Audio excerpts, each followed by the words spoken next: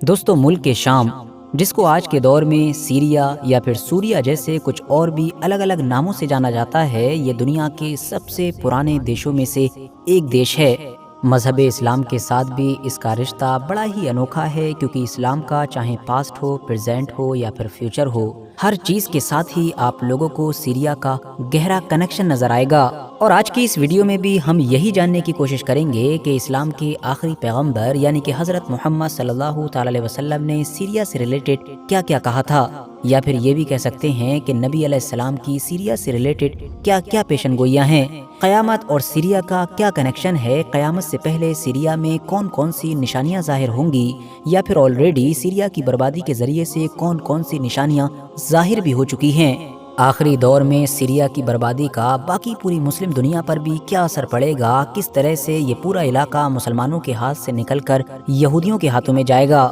چلیے ان ساری ہی چیزوں کو ڈیٹیل میں سمجھنے کی کوشش کرتے ہیں۔ RH نیٹ ورک کی نالجبل فرینڈز، ملک شام کو ایتہاسک طور پر نبیوں کی سرزمین مانا جاتا ہے۔ یہی وجہ ہے کہ سیریا کا مقام صرف اسلام کے اتہاس میں ہی اوپر نہیں ہے، بلکہ اگر آپ لوگ یہودیوں اور عیسائیوں کے اتہاس پر بھی نظر ڈالیں گے تو وہاں پر بھی اس کو بہت اہمیت دی جاتی ہے۔ جہاں تک معاملہ مسلمانوں کا ہے تو پیغمبر حضرت محمد صلی اللہ تعالی علیہ وسلم نے اس علاقے کے فتح ہونے کی خوشخبری اپنی ظاہری زندگی میں ہی دے دی تھی، مطلب بتا دیا تھا کہ بہت جلد ہی مسلمان اس طاقتور علاقے کو فتح کر لیں گے۔ پہلے خلیفہ حضرت ابو بکر صدیق کے دور میں مسلمانوں نے اس کی شروعات بھی کر دی تھی، اور پھر دوسرے ہی خلیفہ یعنی حضرت عمر فاروق اعظم کے دور میں یہ پورا علاقہ فتح بھی ہو گیا تھا، اور اس طرح سے نبی علیہ السلام کی پیشن گوئی بہت جلد ہی پوری ہو گئی تھی۔ ویسے یہاں پر یہ بات بھی بتا دینا ضروری ہے کہ ملک شام یا پھر سوریا وغیرہ جس دیش کا نام ہوا کرتا تھا، وہ صرف اتنا ہی نہیں تھا کہ جتنا آج کے دور میں ہم لوگوں کو دنیا کے نقشے پر نظر آتا ہے،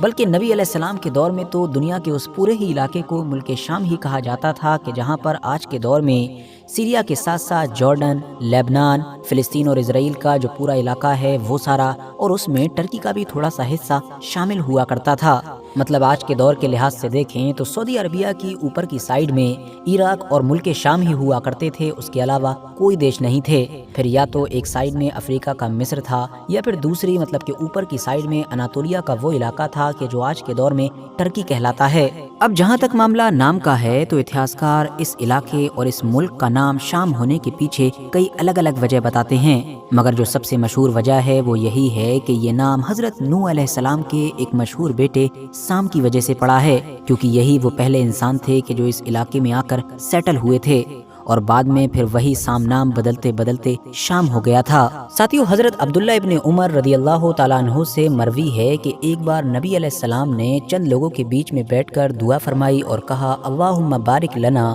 فی شامنا وفی یمننا، جس کا مطلب یہ بنتا ہے کہ اے اللہ برکتیں نازل فرما ہمارے شام میں اور ہمارے یمن میں۔ وہاں پر بیٹھے ہوئے کچھ لوگوں نے عرض کیا اور ہمارے نجد میں بھی، لیکن نبی علیہ السلام نے ان کو اگنور کرتے ہوئے دوبارہ سیم دعا کی کہ اے اللہ برکتیں نازل فرما ہمارے شام میں اور ہمارے یمن میں۔ دوبارہ سے ان لوگوں نے جب ایک بار پھر سے یہی عرض کیا کہ ہمارے نجد میں بھی، تو اس پر نبی علیہ السلام نے ارشاد فرمایا کہ وہاں پر زلزلے اور فتنے ہوں گے اور وہاں سے شیطان کا سینگ نکلے گا۔ آپ نے فرمایا کہ اے خدا ہمارے شام کے مسلمانوں کے دین اور دنیا میں برکتیں نازل فرما۔ اسکالرز مانتے ہیں کہ حدیث کے اندر یمن کے اوپر بھی جو شام کو فوقیت دی گئی ہے، مطلب پرائیورٹی دی گئی ہے، اس کی وجہ شاید یہ ہوگی کہ کیونکہ شام ہی وہ خاص علاقہ تھا کہ جہاں پر فلسطین اور خاص طور سے بیت المقدس موجود تھا، اور اس کے علاوہ یہی وہ علاقہ ہے کہ جہاں پر قیامت قائم ہوگی۔ حضرت ابو امامہ سے بھی مروی ہے کہ نبی علیہ السلام نے ارشاد فرمایا کہ ملک شام خدا کا چنا ہوا شہر ہے،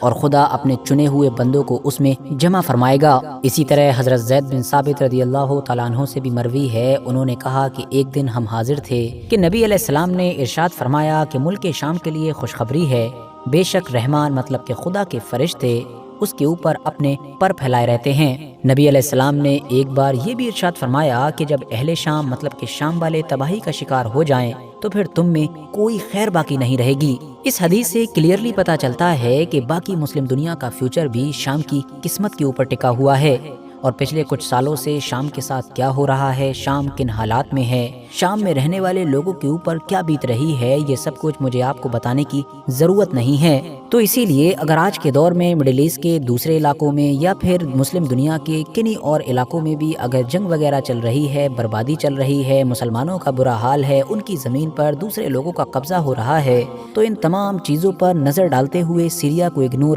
نہیں کیا جا سکتا ہے۔ یہ ہو رہا ہے کیونکہ ہونا ہی تھا، بلکہ آگے اور بھی ہوگا اگر سیریا محفوظ نہیں رہا، کیونکہ یہ تو آپ کو پتہ ہی ہوگا کہ چاہے دجال کا فتنہ ہو، حضرت عیسیٰ علیہ السلام کا نزول ہو، سفیانی فتنے کا نکلنا ہو، میدان محشر کا قائم ہونا ہو، یا اس طرح کی اور بھی قیامت کی کئی بڑی بڑی نشانیاں ہیں کہ جن کا ڈائریکٹلی یا پھر انڈائریکٹلی کنیکشن ملک شام کے ساتھ ہے۔ کیونکہ جیسا کہ میں نے آپ کو شروع میں ہی بتایا کہ اگر نبی علیہ السلام کے دور کے لحاظ سے دیکھا جائے تو شام صرف آج کا سیریا ہی نہیں ہے، بلکہ اس میں آج کے دور کا لبنان، جارڈن، فلسطین اور اسرائیل کا پورا علاقہ اور ٹرکی کا بھی تھوڑا بہت علاقہ شامل مانا جاتا ہے۔ اب جب یہ ساری چیزیں اسی علاقے میں ہی ہونے والی ہیں تو ظاہر ہے پہلے سے ان چیزوں کا اثر دکھنا بھی لازمی چیز ہے۔ باقی دوستو اس پورے ٹاپک پر آپ لوگوں کی کیا رائے ہے، آپ لوگوں کی کیا نالج ہے، اس کو کامنٹس باکس میں ضرور مینشن کریں۔ ویڈیو اگر جانکاری سے بھرپور لگی ہو تو لائک کرنے کے ساتھ ساتھ دوستوں کے ساتھ ضرور شیئر کریں، اور ایسی ہی نالجبل اور ہسٹوریکل ویڈیوز ہمیشہ دیکھنے کے لیے ہمارے اس چینل کو سبسکرائب کرنے کے ساتھ ساتھ بیل آئیکن کو ضرور پریس کریں۔